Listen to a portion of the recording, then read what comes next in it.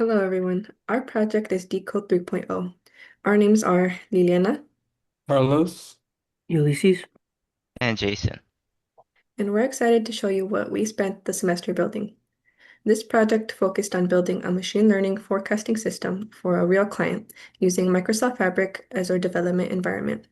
Today, we'll walk you through the problem we set out to solve, the approach we designed, the insights we uncovered, and the results of our model testing. This is a real client project, which means our work needed to be both technically sound and practically usable.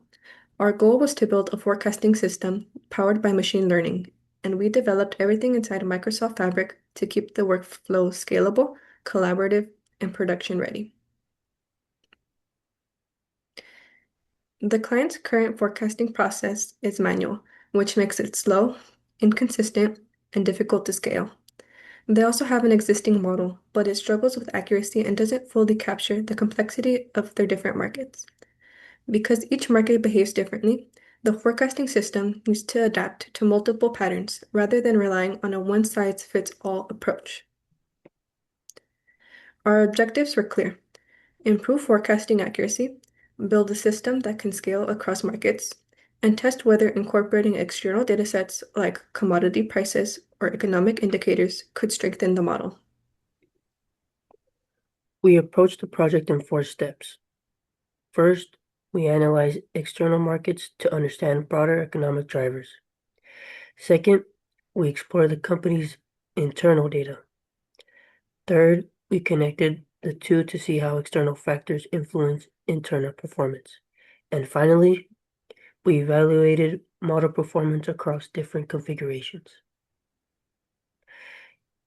In our external exploratory analysis, we found that demand-related variables tend to be stable over time, while cost-related variables are much more volatile. That volatility is important because it can introduce noise into forecasting models. Each market has its own cost drivers.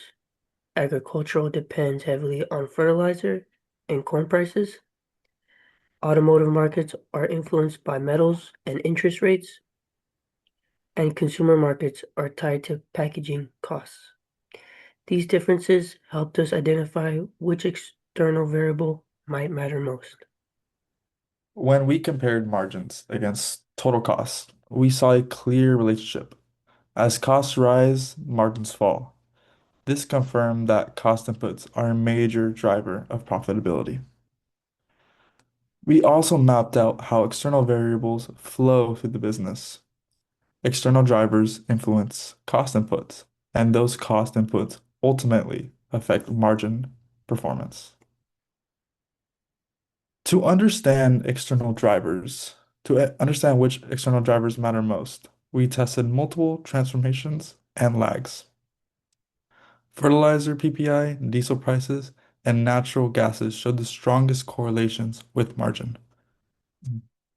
Most of these drivers had their highest correlations at a 12-month lag, which suggests that cost pressures take time to show up in financial performance.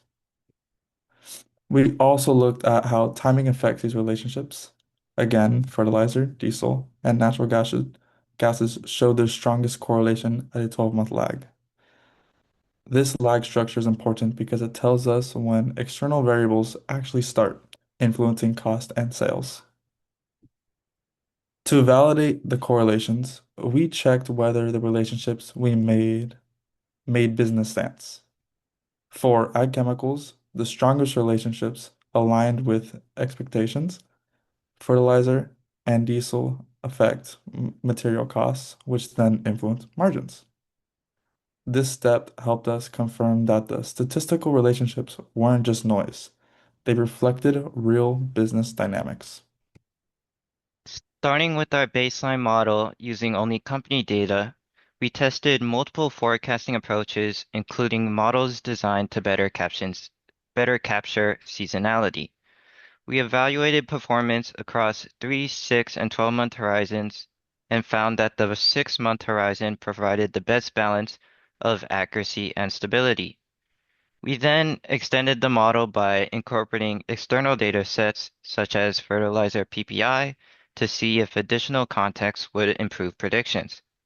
However, the results when adding the external data to our baseline showed a reduction in accuracy, with the RMSE and May increasing and R squared score getting worse, which we all want the opposite of. Noise was also introduced into our predictions with the form of visible spikes. Looking ahead, our next steps are to apply feature weighting to better control the influence of each variable and to further analyze the external datasets to understand which ones are contributing noise versus useful signal. In conclusion, even with thorough analysis, our baseline outperformed our extended model with external data. But this still doesn't count out how useful the data can be in the future when taking steps to improve it. Something to take away from it all is that the most accurate results came from the 6-month forecast horizon, and future works have been identified on improving the overall forecasting accuracy with a deeper dive into the model's intricacies.